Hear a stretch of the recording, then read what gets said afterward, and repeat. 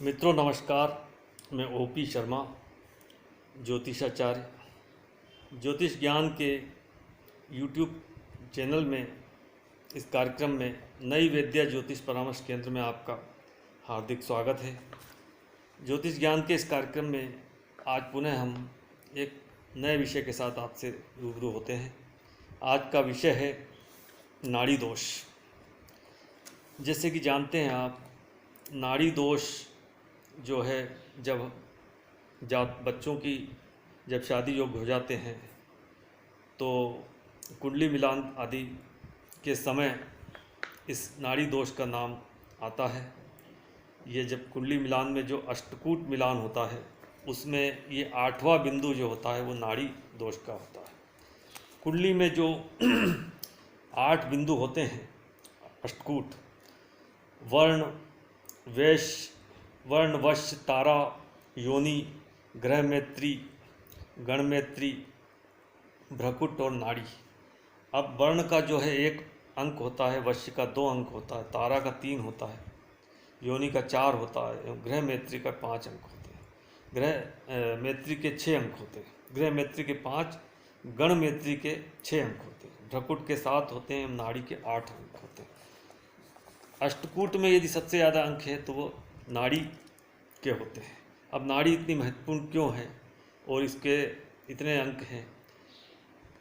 जब भी नाड़ी दोष होता है तो उसका गुण मिलान अधूरा हो जाता है और विवाह के लिए ना कर दिया जाता है। इसका क्या कारण है? चूँकि नाड़ी जो है 3 प्रकार की होती है, आदि नाड़ी, मध्य नाड़ी और अंत नाड़ी। ये 3 प्रकार की नाड़ियाँ होती है। जब लड़के या लड़की एक ही नाड़ी के हो जाते हैं, आदि के, दोनों आदि के या दोनों मध्य के या दोनों अंत नाड़ी में होते हैं, तब नाड़ी दोष उत्पन्न होता है।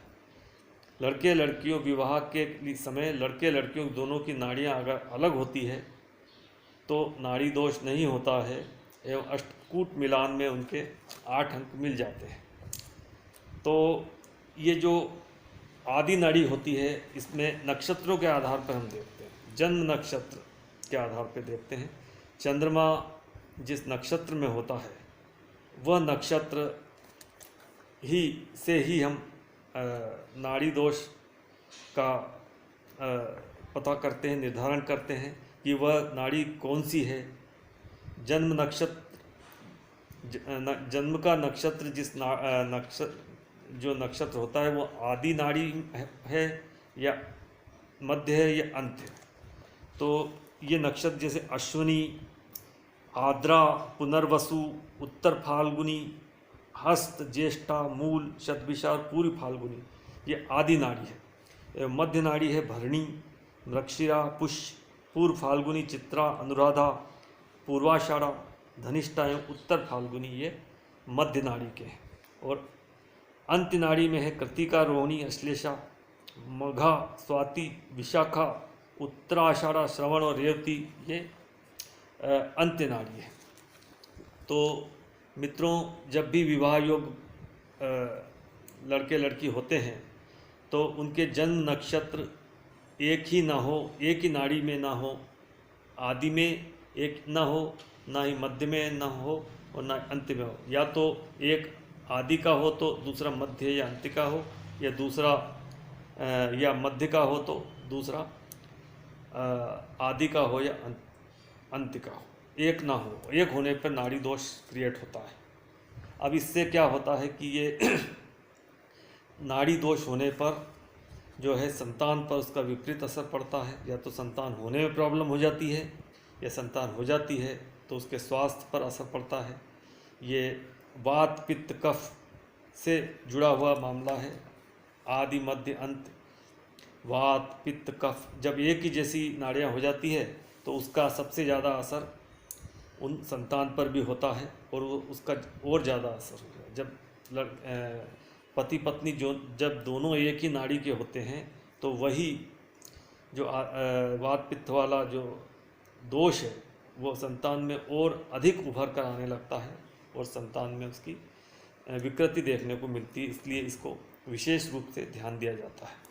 अब इसका मित्रों कुछ परिहार भी कहा गया है हमारे ज्योतिष शास्त्र में, पाराशर होरा शास्त्र में इसका परिहार भी है कि यदि एक ही नक्षत्र में दोनों का जन्म हुआ हो, लड़के का भी और लड़की का एक ही नक्षत्र में हो, तो राशि अलग हो तो नाड़ी दोष का परिहार हो जाता है। एक ही नक्षत्र, जैसे मृगशिरा नक्षत्र हो, तो इसमें मृगशिरा नक्षत्र वृषभ राशि में भी आता है एवं मिथुन राशि में आता है।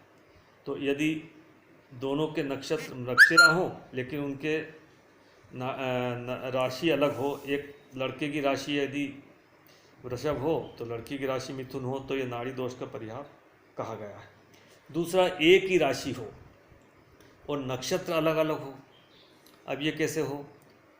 जैसे एक ही राशि है और नक्षत्र अलग है। जैसे अब वृषभ राशि की हम बात करें, नक्षत्र अलग, रोहिणी नक्षत्र भी हो और कृत्तिका नक्षत्र हो, या कृत्तिका नक्षत्र हो या मृगशिरा नक्षत्र हो, तो ये इनकी राशियां तो एक हो गई लेकिन दोनों के नक्षत्र अलग अलग हो गए। तो हम यहाँ भी नाड़ी दोष के परिहार को देखते हैं। इसमें भी नक्षत्र अलग अलग हो गए और राशि एक हो गई तो नाड़ी दोष का परिहार हो जाता है। अब तीसरा है, मानो एक ही नक्षत्र हो, दोनों के एक ही नक्षत्र हो, पूर्व फाल्गुनी नक्षत्र हो या कोई भी नक्षत्र हो, रेवती नक्षत्र हो या श्रवण नक्षत्र हो, लेकिन उनके चरण अलग अलग हो। जैसे कि जानते हो आप, नक्षत्रों के 4 चरण होते हैं, प्रथम, द्वितीय, तृतीय, चतुर्थ। किसी जातक का उस नक्षत्र का प्रथम चरण में जन्म हुआ तो किसी जातक का चतुर्थ चरण में जन्म हुआ, तो वहाँ भी इस नाड़ी दोष का परिहार हो जाता है। तो इस तरह से 3 तरह से ये नाड़ी दोष का परिहार हुआ है। लेकिन एक और चौथा परिहार कहा गया है कि लड़के लड़कियों, शादी योग्य जो लड़के, शादी करने वाले जो लड़के लड़की हैं, उनकी कुंडलियों का जब मिलान करते हैं तो उनका मिलान में जो बिंदु आते हैं, अष्टकूट मिलान, वह 24 से अधिक हो तो नाड़ी दोष होने के बावजूद भी वह परिहार माना जाता है। ये विशेषज्ञों की सलाह अनुसार बताया गया है। तो इस तरह से 4 परिहार बताए गए हैं नाड़ी दोष के। एक ही नक्षत्र हो, राशि अलग अलग हो, एक ही राशि हो, नक्षत्र अलग अलग हो, एक ही नक्षत्र हो, चरण अलग अलग हो और 24 से अधिक गुण हो तो नाड़ी दोष का परिहार कहा गया। इस तरह से नाड़ी दोष के बारे में एवं नाड़ी दोष का किस तरह से हम परिहार करें ताकि